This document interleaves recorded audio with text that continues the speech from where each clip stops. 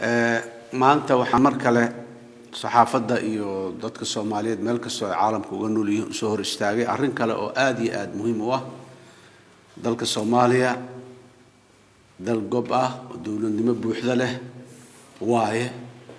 waa dal dimuqraadi ah oo ku sii socda sidoo ku gaari lahay dimuqraadiyad buuxda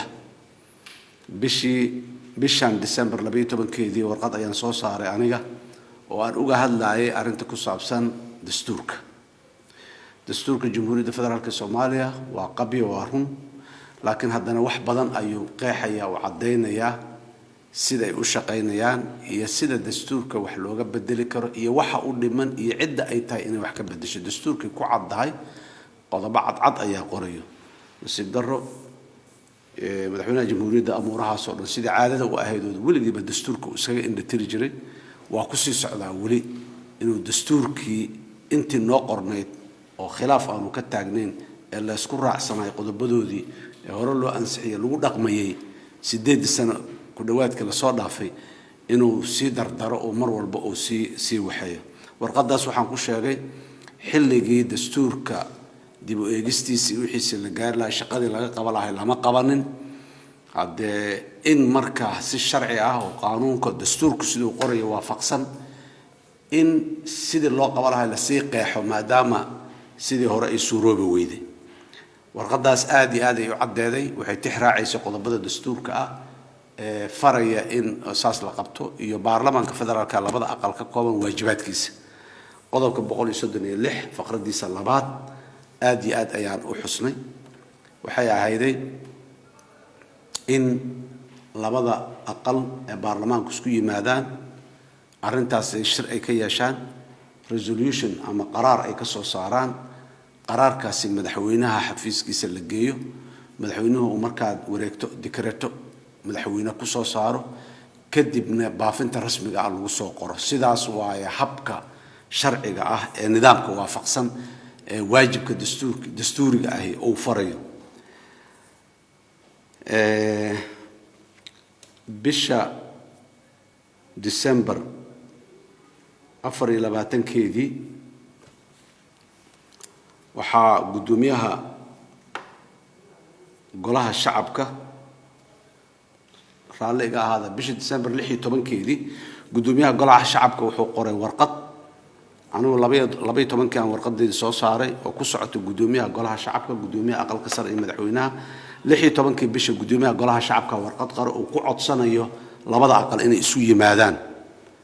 oo arrintaas laga jawaabo sidoo qaanuunku qaba dastuurka qabana la marsiyo ballantaasi shalay oo arbaca ah ayaa sida igu maqaalaha la qabtay in labada aqal ee baarlamaanku ay isku yimaadaan nasiib darro waxa dhacday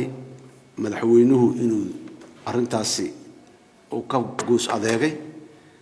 shirkii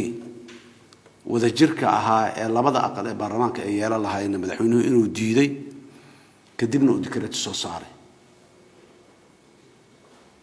maanta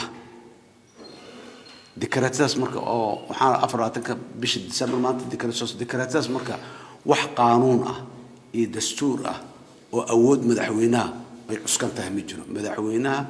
dastuurku ilaaliyaha dastuurka waaye wixii dastuurku sida caadada u ahayd weligiiba dastuurku dhinac mari jiray mar kale haddana maanta dastuurka dhinac maray dadka Soomaaliyeed waxaan rabaa inaan u sheego madaxweynaha jamhuuriyadda xafiiskiisa shaqooyinka ka bilaabo karo asiga xafiiskiisa waa xadidan yihiin shaqada ugu weyn oo ugu muhiimsan oo madaxweynaha jamhuuriyadda xafiiskiisa ka bilaabato ayadoo meel kale aan ka soo bilaabin magacaabista prime ministerka waay shaqo kale oo rasmi ah markii xaalada ay jiraan waa gooni shaqo kale oo rasmi ah oo madaxweynaha jamhuuriyadda xafiiskiisa ka bilaabatay ma jirto iska daa dastuurka wax laga bedelay iyo dastuurkii la waxeeyay iyo dastuurkii ma la magaciisay dhammaan madaxweynuhu xaq u malaha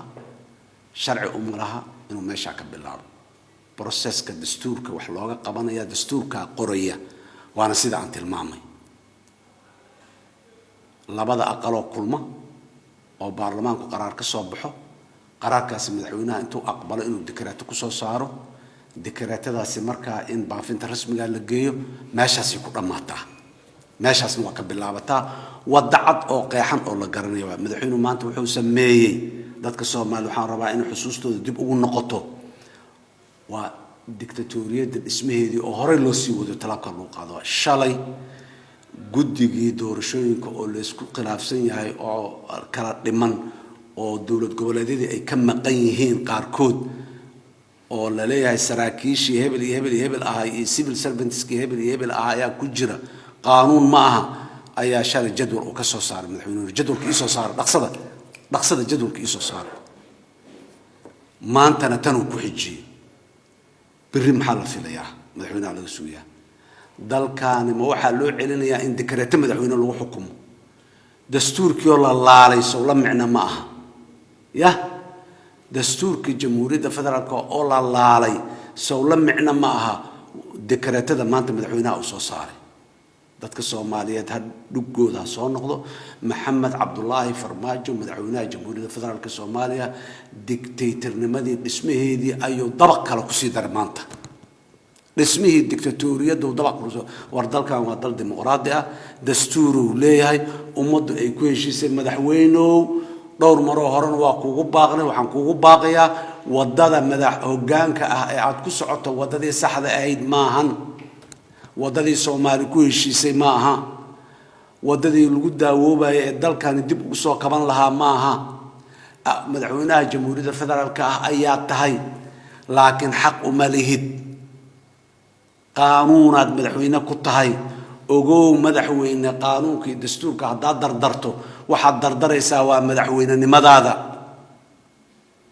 waa xilkaaga inta kaaga hartay waa xushmadii aad lahayday ee dastuurka aad dardaraysaa uu ku siiyay ee xafiiska aad ku fadhida waaye kursiga aad ku fadhidaad hoos dab uga soo qabanaysaa aad ka burburiyaysaa ogow sax ma aha madaxweynaha waxaan ugu waaninayaa ugu caqli celinayaa kula talinayaa inuu ka noqdo dikreetadii maanta shalay la tasham ahayn waxa uu guddiga dastuurka madax bannaan iyo guddiga korjoogteynta labada aqal u la yeeshay madaxweynaha warbixin ay siiyeen aniga xogta aan hayo sida saxda ay u tilmaameen madaxweynaha wadada saxda madaxweyne waa sidaas ay ku dhaheen dhig jalaq uma siin waxaan rabaa inaan baaq kale u jeediyo labada guddoon ee golaha shacabka iyo aqalka sare ee baarlamaanka federaalka waxaa looga fadhiyaa shaqadan inay qabtaan waa shaqadoodii ayaguna cudurdaar uma heli doonaan madaxweynaha dikreeto ku soo saaray anigana waa iska fadhi meel waa dhageysanay waajibkoodii dastuuriga ah ay gabeen ayay noqonaysaa guddoonka labada aqal ee baarlamaanka iyo xildhibaanada labada aqal ee baarlamaanka intaba war hooy dastuurka laguma tuman karo qof iska male institutional iska leh waajibaa idinka saaran waajibka idinka saaran gudta madaxweynaha waajibkiisa ma ahan mana u dalageed uma wakiilan kartiin madaxweynaha meelaad ugu wakiilateena ma jirto xataa walaalayaal war dawladnimada aan ilaalino war qiimo badan inoogu fadhidaa dayacaad ma gasho ninkan walaalkeena madaxweynaha hadduu qaldan yahay baarlamaankiyow gacanka qabashadiisa leedihiina gacanta ka qabta sharci dejin adika iska leh sharci wax ka bedel baarlamaanka leh oo labada aqal ka kooban maanta madaxweyne maxamed cabdullaahi farmaajo ma lahan idinka dhaafi mayso eedeeda waxbaa ku leedihiin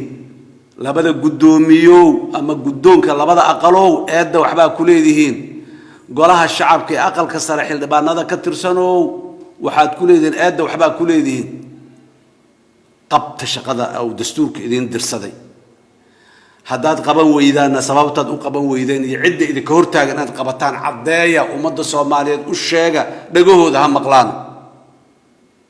ismoogeysiis ma aha isdhinac marid ma aha dalkan dikreeto laguma xukumi karo madaxweyne maxamed cabdullaahi dikreeto laguma xukumi karo Soomaaliya waqtiga dikreeto lagu xukumayay maanta meesha aan joognay dikreeto dalka lagu xukumana soo dhigtay yeeli mayno shacabka Soomaaliyeed ma yeelaayo ka joogan leenahay waxaan rabaa inaan warkayga ku soo koobo arrintaasi waa sidaas dadka Soomaaliyeed ha ogaadaan baarlamaanka Jamhuuriyadda Federaalka Soomaaliya ee labada aqal ka kooban ha ogaadaan guddoonka labada aqal ha ogaado mas'uuliyaddu saasay u cadda aad iyo aad u mahadsantihiin wassalaamu calaykum waraxmatullaahi wabarakaatuh